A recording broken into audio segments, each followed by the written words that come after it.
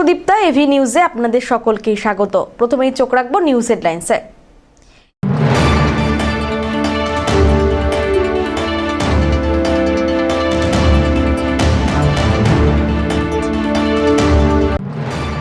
বছরের শুরুতেই বাঘ গণনা, জানুয়ারির শেষ সপ্তাহে শুরু হচ্ছে ব্যাঘ্র শুমারি।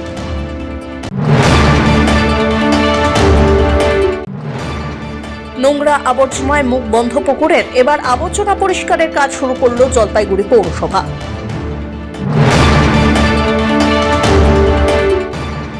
সরকারি পরিষেবায় ভরসা বাংলা সহায়িকা কেন্দ্র এবং may I help you desk.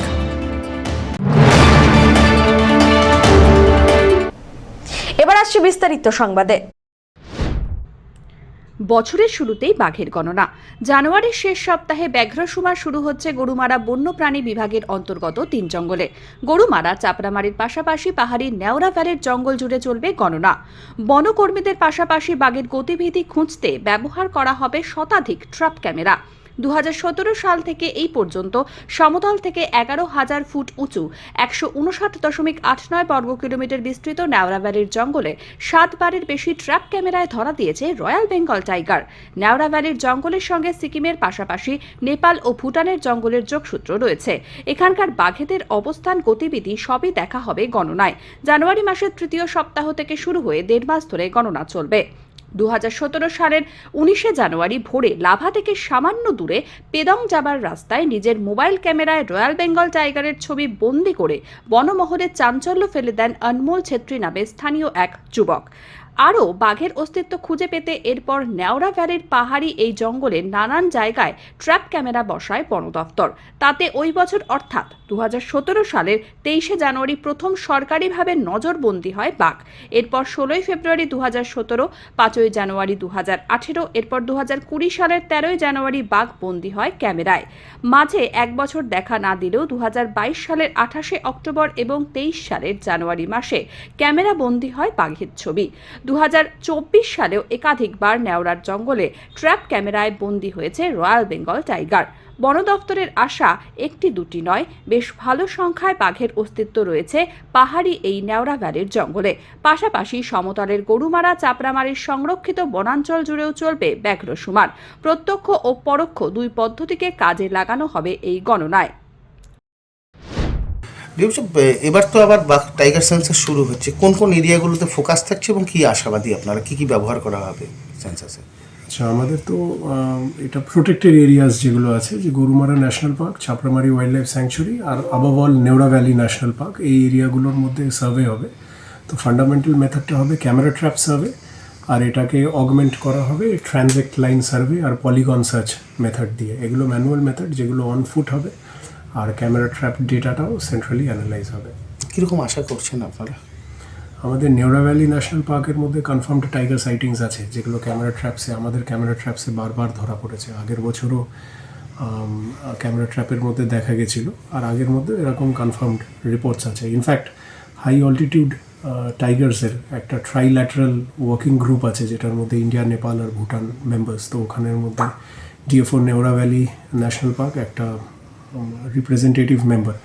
তো আমাদের ইনক্লুশনটাই এটা শো করে যে হাই অল্টিটিউড টাইগার হ্যাবিটাটের এটা একটা পার্ট আছে। তার মানে সংখ্যাটা বেড়েছে কিনা সেটাই খতিয়ে দেখবেন এবার। পাশাপাশি গরুমারা এবং চাপড়ামারিকেও তো ইনক্লুড করছে না? ইয়েস, ওটা একটা legally mandated requirement national tiger conservation অথরিটির। তো আমরা গরুমারা চাপড়ামারিকেও ইনক্লুড করেই রাখবো, আর নেওড়া ভ্যালির মধ্যে আমরা দেখব। বনকর্মীদের পাশাপাশি তো ক্যামেরা ট্র্যাপও বসানো হবে নিশ্চয়ই আগেই? কারেক্ট, ক্যামেরা ট্র্যাপটাই ফান্ডামেন্টাল ওয়ে অফ ভেরিফাইং যে ইন্ডিড টাইগার আছে কিনা, কারণ স্ট্রাইপ অ্যানালিসিস করে এখন ডিটারমাইন করা হয়। আর তার বাইরে আমাদের যে ফরেস্ট পার্সোনেল থাকবে, ওনারা এম স্ট্রাইপস অ্যাপের মধ্যে শুধু টাইগারের চিহ্ন নয়, বাট অন্যান্য হার্বিভোরসেরও যাও পাবে। ফর এক্সাম্পল স্ক্যাট মার্কস, ওনাদের ড্রপিংস, পাগ মার্কস, বাট ক্ল মার্কস ট্রিজের ওপরে, এইসব মার্কসগুলোকে এন্ট্রি করা হবে। আর জিও কোঅর্ডিনেটসের সাথে এটাকে ট্রায়াঙ্গুলেট করে centrally specially explicit recapture method বলে, ওটার থ্রু দিয়ে অ্যানালাইজ করা হবে। 100-র উপর তো ক্যামেরা থাকছে। হ্যাঁ, 100। পিনাকি শিলের রিপোর্ট, এভি নিউজ।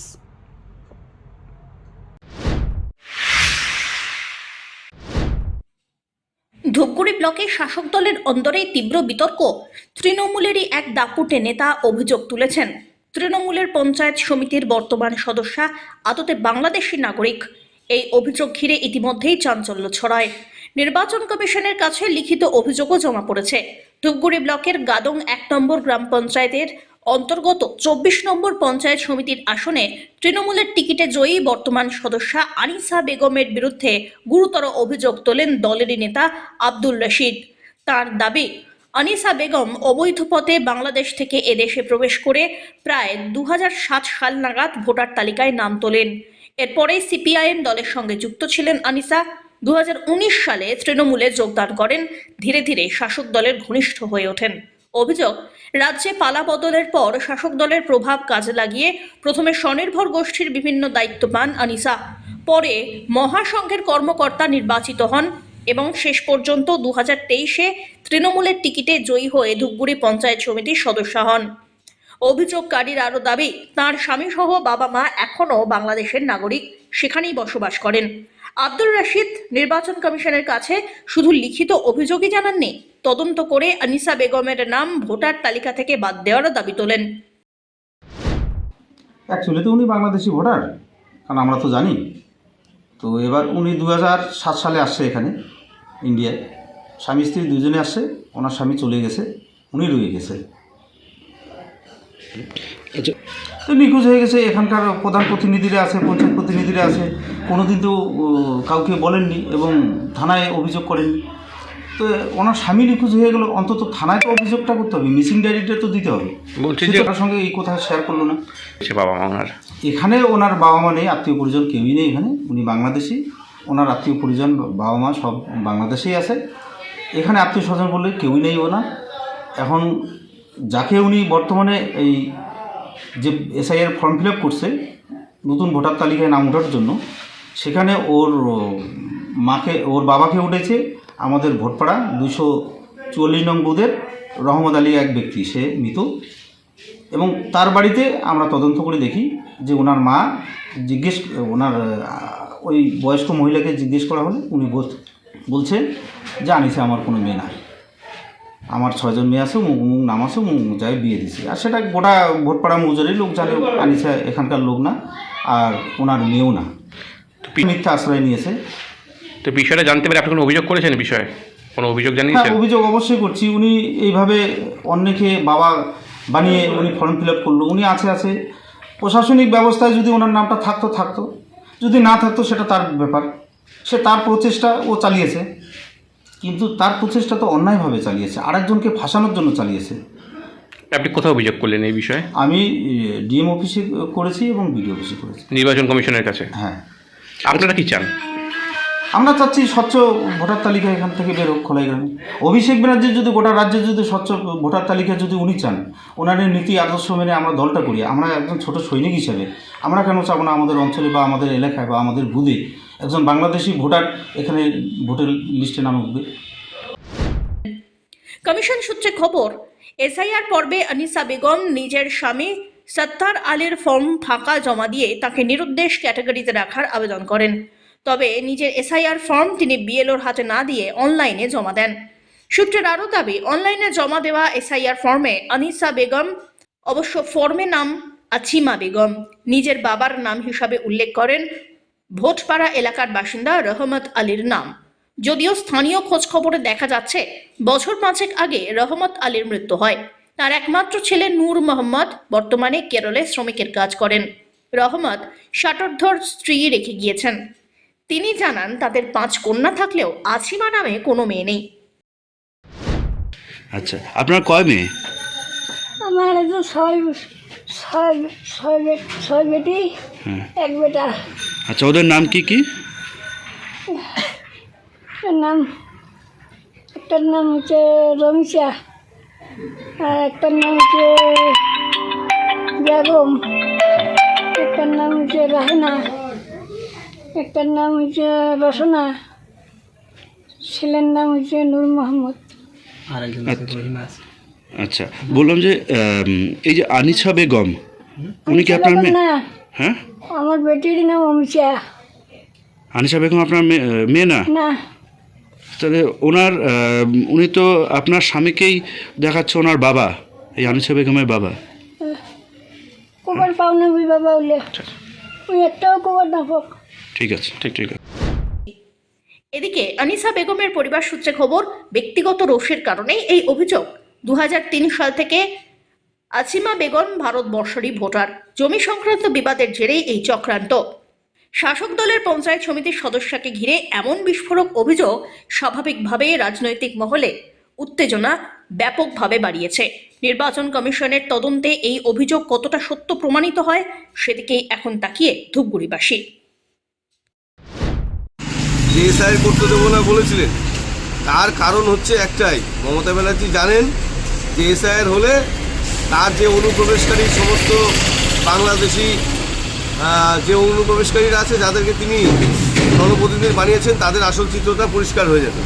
যার জন্য গাদং 1 নম্বর গ্রাম পঞ্চায়েতের আনিসা বেগম, যিনি তৃণমূল কংগ্রেসের পঞ্চায়েত সমিতির মেম্বার, অথচ যার তালিকায় 2002 সালে নাম নেই, তিনি দাবি করেছিলেন 2003 সালে তার নাম রয়েছে, তার ডকুমেন্টস তিনি দেখাতে পারেননি।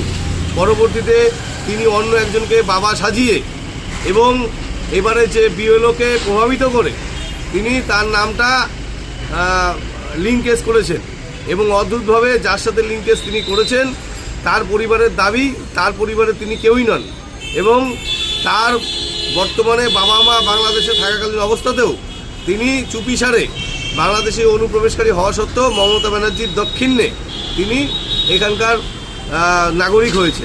তো স্বাভাবিকভাবেই তৃণমূল কংগ্রেসের এই ধরনের অপকর্ম অপসংস্কৃতি এবং যিনি মমতা ব্যানার্জি 2006 সালে দাঁড়িয়ে যিনি বলেছিলেন যে সিপিএম পার্টি সমস্ত রকম বাংলাদেশি ভোটারের মাধ্যমে নির্বাচিত হয়, তাই এবারে তিনি কি বলতে চাইবেন, কারণ তার দলের যারা জনপ্রতিনিধি তারাই বাংলাদেশি ভোটার এবং অদ্ভুতভাবে আরও কয়েকজন গ্রাম পঞ্চায়েতের তৃণমূলের মেম্বার আছে যাদের নামও আগামী 16 তারিখে 16 ডিসেম্বরের পর খসড়া তালিকা প্রকাশিত হওয়ার পর তাদের নামও ক্রমশ প্রকাশ্য আসবে এবং তার মমতা ব্যানার্জি যে দাবি যে এসআইআর করতে দেবো না, আসলে এটা কিছুই নয়, কারণ তৃণমূল কংগ্রেসের ভোট বাক্স হচ্ছে এই রোহিঙ্গা আর বাংলাদেশি অনুপ্রবেশকারীদের ভোট। সেই কারণে এই এসআইআর প্রক্রিয়া সম্পূর্ণ হলে এই ধরনের তৃণমূল কংগ্রেসের যে ভোট ব্যাংক সেটা ধস নামবে, যার ফলে মমতা ব্যানার্জি আজকে উন্মাদ হয়ে গেছে। দলেরই তৃণমূল নেতা খাওলাই গ্রাম এলাকার তিনি অভিযোগ করছেন যে আনিসা বেগম তিনি পঞ্চায়েত সমিতির সদস্যও এবং তিনি বাংলাদেশি। কি বলবেন এই বিষয়ে? না, প্রথম কথা হলো কোনো খসড়া ভোটার লিস্ট এখনও পাবলিশ হয়নি। খসড়া ভোটার লিস্ট পাবলিশ হোক, যদি কোনো অভিযোগ থাকে অবশ্যই প্রশাসন খতিয়ে দেখবে। তার আগে এই বিষয়টা ভিত্তিহীন, কারণ উনি একজন জনপ্রতিনিধি এবং তারপরে যখন হিয়ারিং হবে তার প্রপার সাপোর্টিং ডকুমেন্টস কেসে দেখবে, প্রশাসন পুরোপুরি চেক ইন করবে। তার আগেই সে বাংলাদেশি কি সে হিন্দুস্তানি সেটা বলার সময় এখনও আসেনি। আমাদের খসড়া ভোটার লিস্ট অবধি অপেক্ষা করতে হবে। জলপাইগুড়িতে সরকারি পরিষেবায় ভরসা বাংলা সহায়িকা কেন্দ্র মে আই হেল্প ইউ। অফিসে অফিসে ঘুরে কাজ না হওয়ার অভিযোগ বহুদিনের। কাগজপত্র ঠিক না থাকা বা কোথায় যেতে হবে বুঝতে না পেরে ভোগান্তিতে পড়েন সাধারণ মানুষ। আর সেই সমস্যার সমাধানেই জলপাইগুড়ি জেলায় জোরদার হয়েছে বাংলা সহায়িকা কেন্দ্র এবং মে আই হেল্প ইউ দপ্তর। জেলা শাসক শমা পারভিন জানান, জেলার মোট 38টি জায়গায় এই কেন্দ্র চালু আছে। জেলা শাসকের দপ্তর, এসডিও অফিস সহ বিভিন্ন সরকারি দপ্তরে সাধারণ মানুষের পাশে থাকছে এই পরিষেবা। এই কেন্দ্রগুলিতে জমি সংক্রান্ত নথি, কাস্ট সার্টিফিকেট, এসআইআর সংক্রান্ত তথ্য, ড্রাইভিং লাইসেন্স সহ নানা সরকারি পরিষেবার বিষয়ে সঠিক দিশা মিলবে। কোন কাগজ লাগবে, কোথায় আবেদন করতে হবে, কিভাবে ফর্ম জমা দেবেন, সব তথ্য এক জায়গাতেই পাওয়া যাবে। বিশেষ করে গ্রামাঞ্চলের মানুষ, বয়স্ক নাগরিক এবং প্রযুক্তিতে অনভ্যস্তদের জন্য এই উদ্যোগ বড় স্বস্তির। দালাল ছাড়াই সরকারি পরিষেবা পৌঁছে দিতে এই ব্যবস্থা, এমনটাই জানিয়েছে জেলা প্রশাসন। আছে যেটা বিএসকে যতগুলো আমাদের ক্যাম্পগুলো আছে তাদেরকে একটু রিমডেলিং করা হচ্ছে। ওখান থেকে যেটা যত লোকের আছে ডকুমেন্টগুলো আছে, তাদের স্বাস্থ্যসাথী, খাদ্যসাথী, কোনো বার্থ সার্টিফিকেট আছে, এসি সার্টিফিকেট আছে, তো ওই সবগুলো ওখান থেকে পাবে। আমাদের 86 আমাদের বিএসকে আছে, সব জায়গায় অলরেডি স্টার্ট। কোথায় এসেছিলেন, কি কারণে এসেছিলেন আমি তো এসেছিলাম, প্রথমে এসেছিলাম এসডি অফিস, তারপর ওখান থেকে আমাকে বললো বাংলা সহায়তা কেন্দ্রে ওখানে রেখে ওখানে গিয়ে তোমার কাজটা হয়ে যাবে। আসলেন? হ্যাঁ আসলাম, আসার পরে স্যারকে বললাম, স্যার বলুন মানে চেষ্টা করলেন আর কি, আবার আমাকে ওখানে পাঠাবেন একটা আইডি ওখানটা আমার মানে হয়তো এই কাগজের মধ্যে আমার কোনো আইডি নাম্বার নেই, তো ওই আইডি নাম্বারটা আনার জন্য আমাকে পাঠাবেন। যদি এটা না থাকতো একটা অসুবিধা হতো না? হ্যাঁ অবশ্যই অসুবিধা হতো, আমি খুঁজতে খুঁজতে আমি হয়রান হয়ে যেতাম, আমি কোনো কিছু পেতাম না। বাংলা সহায়তা কেন্দ্র একদম আমার মতে একদম সঠিক আছে। অমিত বণিকের রিপোর্ট।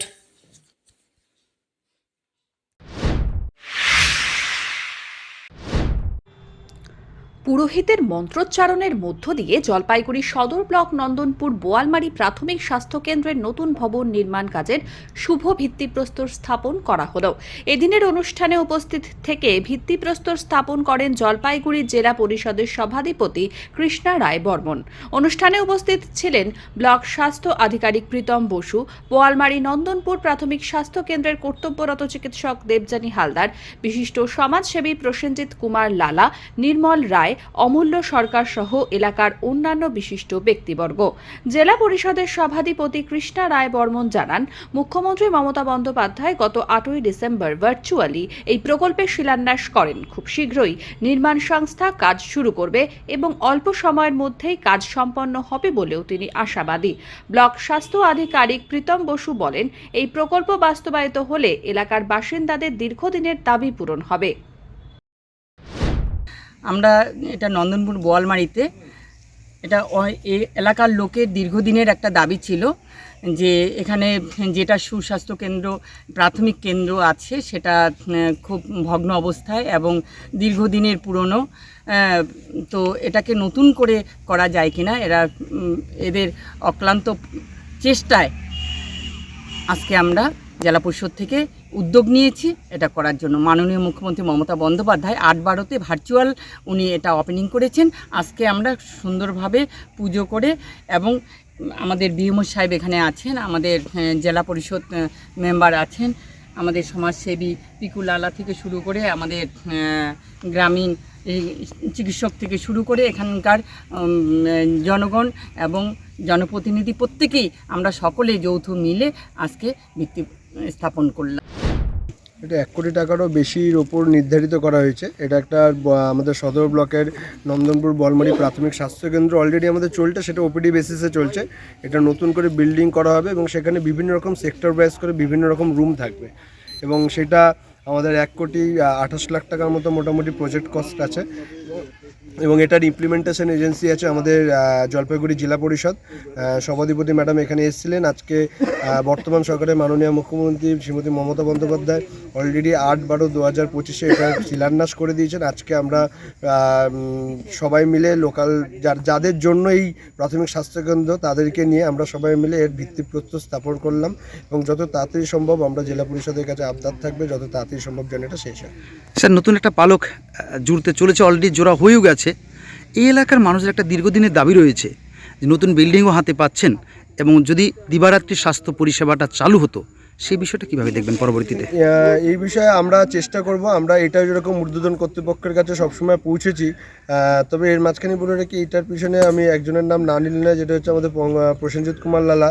ও বারবার করে আমার কাছে এই বিষয়ে গেছে এবং তার মানে বারংবার বলে গেছে যে যাতে কাজটা তাড়াতাড়ি শুরু হয় এবং তার কোয়ারিও করেছে বারবার করে আমার কাছে গিয়ে এবং ডেপুটেশন আকারেও পারলে প্রায় গেছে। তো সেই জায়গাতে আমরা বলবো যে এটাও সেরকম আমাদের থাকবে। আমরা চেষ্টা অবশ্যই করব উপর দিকে পাঠিয়ে যাতে আমরা নতুন করে স্টাফ আনতে পারি, নতুন করে স্টাফ ডিপ্লয়মেন্ট করতে পারি। স্টাফ আমাদের কাছে এলে আমরা অবশ্যই স্টাফ ডিপ্লয় করবো, কারণ এটা 24/7 জন্যই আমাদের বানানো, যাতে দিবারাত্রি যাতে এখানে পরিষেবা পায়। এবার স্টাফটা সাধারণত স্বাস্থ্য ভবনের হাতে থাকেন, আমরা সেটা ঊর্ধ্বতন কর্তৃপক্ষের কাছে পাঠানোর চেষ্টা করব এবং সেখানে আমরা যদি পর্যাপ্ত পরিমাণে পাই আমরা অবশ্যই এখানে পরিষেবা দেওয়ার চেষ্টা করব। সব্যসাচী মজুমদারের রিপোর্ট, এভি নিউজ।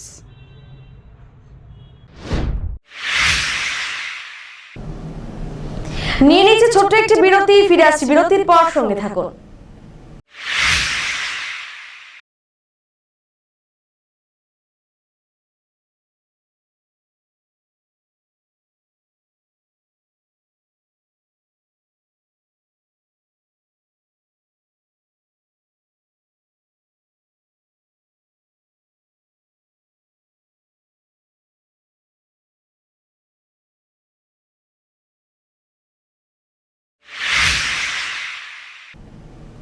ফিরে এলাম বিরতির পর। নোংরা আবর্জনায় মুখ বন্ধ পুকুরের এবার আবর্জনা পরিষ্কার কাজ শুরু করলো জলপাইগুড়ি পৌরসভা। দীর্ঘ বছর পর জলপাইগুড়ি হাই স্কুলে জরাজীর্ণ পুকুরের কাজ শুরু হলো। জলপাইগুড়ি পৌরসভার উদ্যোগে এই কাজ চলছে। পুকুরের কাজ শুরু হওয়ায় খুশি সাধারণ বাসিন্দারা। বেশ কয়েক বছর ধরেই জলপাইগুড়ি হাই স্কুল সংলগ্ন জলপাইগুড়ি হাই স্কুলের পুকুর নামে যা পরিচিত, সেই পুকুরের অবস্থা জরাজীর্ণ। চারিদিকে নোংরা আবর্জনায় দুর্গন্ধ সৃষ্টি হতো। নোংরা আবর্জনায় যে কেউ এসে সেখানে ফেলে যেত, ফলে এলাকাবাসী অতিষ্ঠ হয়ে ওঠে। অবশেষে এই পুকুরের কাজ শুরু করে দিয়েছে জলপাইগুড়ি পৌরসভা। এদিন থেকে পুকুর পরিষ্কারের কাজ শুরু হওয়ায় অত্যন্ত খুশি প্রকাশ করেছেন এলাকাবাসী। হচ্ছে হয়ে গেল, কতটা ভালো? অনেক ভালো। এর আগে কত বছর আগে দেখেছিলেন? বহু বছর আগে। আর এখন কি কাজ হচ্ছে? এখন পুকুরের সংস্কার হচ্ছে, পরিষ্কার হচ্ছে। আপনারা খুশি? খুশি। যদি পরিষ্কার হয় ভালো হয়, ভালো করে যদি পরিষ্কার থাকে ভালো লাগে, সবারই ভালো লাগবে, আপনারও ভালো লাগবে, আমারও ভালো লাগবে। কি বলবেন? অনেক বছর পুকুরে কাজ শুরু হইল, ভালোই হচ্ছে। আমাদের এই জায়গাটা তো প্রচণ্ড নোংরা ছিল, নোংরাটাও পরিষ্কার হয়ে যাচ্ছে, ভালোই। আমাদেরও সুবিধা হবে। এই জায়গাটা প্রচণ্ড পরিমাণে সবাই এসে নোংরা ফেলে যেত। এখন পুরো খুশি? এখন পুরো খুশি আমরা সবাই, পাড়ার লোকজন। আজ থেকে কি শুরু হলো? আজকের থেকে শুরু হলো। অমিত বণিকের রিপোর্ট।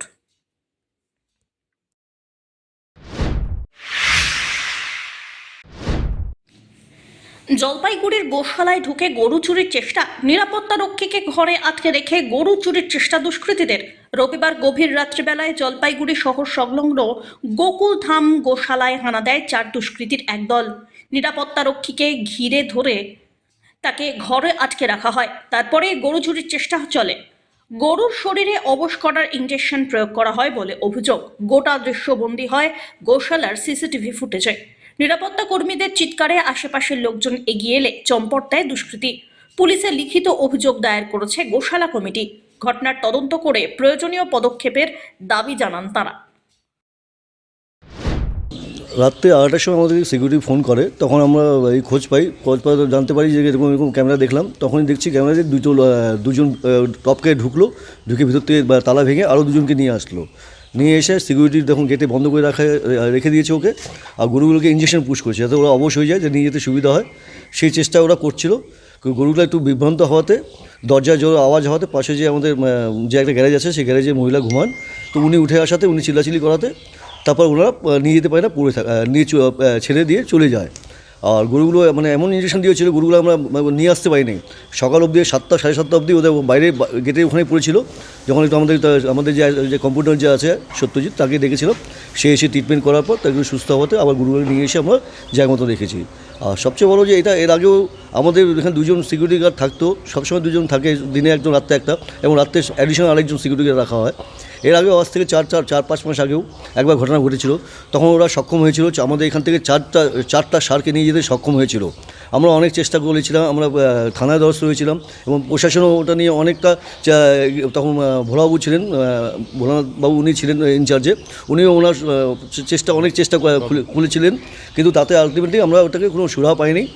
তো এইবার সেটা ভাবছিলাম, প্রথমবার আমরাও হিডেন ছিলাম যে আদৌ এটা কী না আছে, কিন্তু এর মতো যে দেখছি এটা পুরোপুরি মানে একটা চক্রান্ত এটা চলছে, যেটা আছে আজকে, যেটা কালকে যেটা দুঃসাহস করেছে, যেটা সামনে আমাদের এত বড় সার্কিট বেঞ্চে কাজ চলছে, সিকিউরিটি পেট্রোল মোবাইল ভ্যান পাশে, প্রায় 100 মিটার 150 মিটারের মধ্যে মোবাইল ভ্যান, এর মাঝে যদি ওরা এত যদি সাহস যদি ওদের মধ্যে যদি হতে পারে, তাহলে শহরের যে রাস্তায় যে গরুগুলো আছে তাদের তো কোনো নিরাপত্তাই নেই।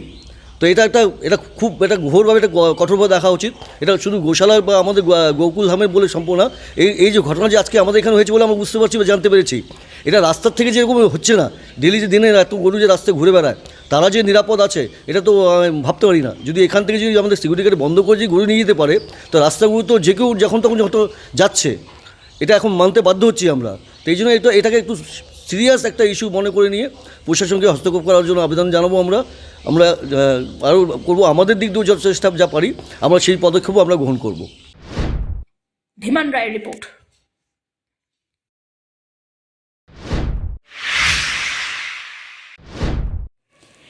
শীত পড়তেই ডুয়ার্সের বিভিন্ন প্রান্তে আবারও দেখা মিলছে ঐতিহ্যবাহী সাদা রঙের ভাপা পিঠের। তেমনই চিত্র ধরা পড়ল ডামডিম বাজারের সাপ্তাহিক হাটে। চালের গুঁড়ো দিয়ে তৈরি এই ভাপা পিঠে শীতকাল এলেই ফিরে পায় তার চেনা জনপ্রিয়তা। ভাপা পিঠে বিক্রেতাদের দাবি, বছরে মাত্র 4 মাস অর্থাৎ শীতকালেই এই পিঠের ব্যবসা জমে ওঠে। 4 মাসের আয় সঞ্চয় করেই তাদের বাকি বছরের সময় অন্য পেশা বা ব্যবসার সঙ্গে যুক্ত থাকতে হয়। শীত ছাড়া এই পিঠের চাহিদা কার্যত নেই। বিভিন্ন ধরনের চালের গুঁড়ো দিয়ে তৈরি এই ভাপা পিঠে ভিতরে থাকে খেজুরের গুড়ের পুর, যা স্বাদে অতুলনীয়। আগে এই পিঠের চল তুলনামূলক কম থাকলেও বর্তমানে ডামডিমের একাধিক সাপ্তাহিক হাটে ভাপা পিঠের ভালোই চাহিদা। মাত্র 10 টাকায় বিক্রি হওয়া এই পিঠে ক্রেতাদের কাছে অত্যন্ত জনপ্রিয়। অনেকের কাছে শীত মানেই ভাপা পিঠের স্বাদ, ফলে শীতের মরশুমে ডামডিম বাজারে সাপ্তাহিক হাটে ভাপা পিঠে এখন অনিবার্য আকর্ষণ হয়ে উঠেছে। ভাপা পিঠা আচ্ছা, কেমন খেতে? খেতে খাইয়ে দেখি এখন আমি। এটা তো আসলে এটা দেখতে ইডলির মতন। আমি তো থাকি ব্যাঙ্গালোরে, আজকে আসছি। তো এই ভাবলাম যে খাবো, দেখলাম ইডলির মতন, কোনোদিন খাই নাই। এই যে খাচ্ছি এখন, দেখি ভাপা পিঠা। হ্যাঁ, মিষ্টি। এটা খাইতে তো মিষ্টি আছে, ভালোই আছে টেস্ট, ইডলির মতো মোটামুটি, কিন্তু প্রসেসটা আলাদা বানানো। এখন বানায় না ইডলি, অন্য ধরনের বানায়। দারুণ জিনিস, আমার মনে হয় হেলদি। গুড় আছে নাকি দাদা এটাতে? হ্যাঁ, গুড় আছে, দারুণ মিষ্টি আছে, ভালো আছে, খুব দারুণ। বিক্রিবাটটা কেমন চলতেছে? বিক্রিবাটটা তো ভালোই চলে। এটা কি দিয়ে তৈরি করতেছে? এটা নারকেল আছে, চালের গুঁড়ো আর তোমার খেজুর গুঁড়ো হবে। কিভাবে তৈরি করো? এটা জলে সিদ্ধ করতে হয়। হ্যাঁ, সিদ্ধ করে ভাপা করে সিদ্ধ করলেই হয়ে যায়। আচ্ছা, এটা কোন জায়গা? এটা হচ্ছে ডামডিম। কোথায় কোথায় দোকান করো?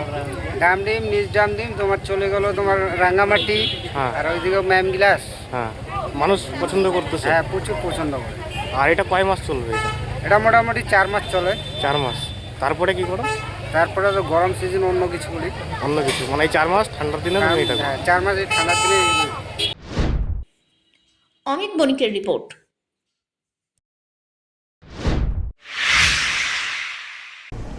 শেষ করবার আগে নিউজ হেডলাইন্স আরো একবার।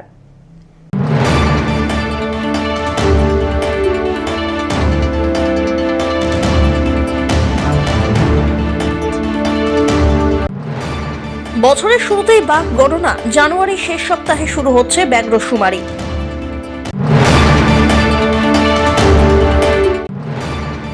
নোংরা আবর্জনায় মুখ বন্ধ পুকুরের এবার আবর্জনা পরিষ্কারের কাজ শুরু করল জলপাইগুড়ি পৌরসভা।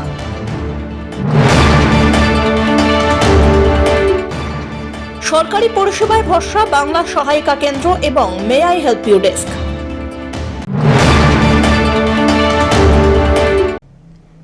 এখনকার মতন এভি নিউজ এ পর্যন্তই। পরবর্তীতে আসছি আরো সংবাদ নিয়ে। দেখতে থাকুন আমার ভিশন। নমস্কার।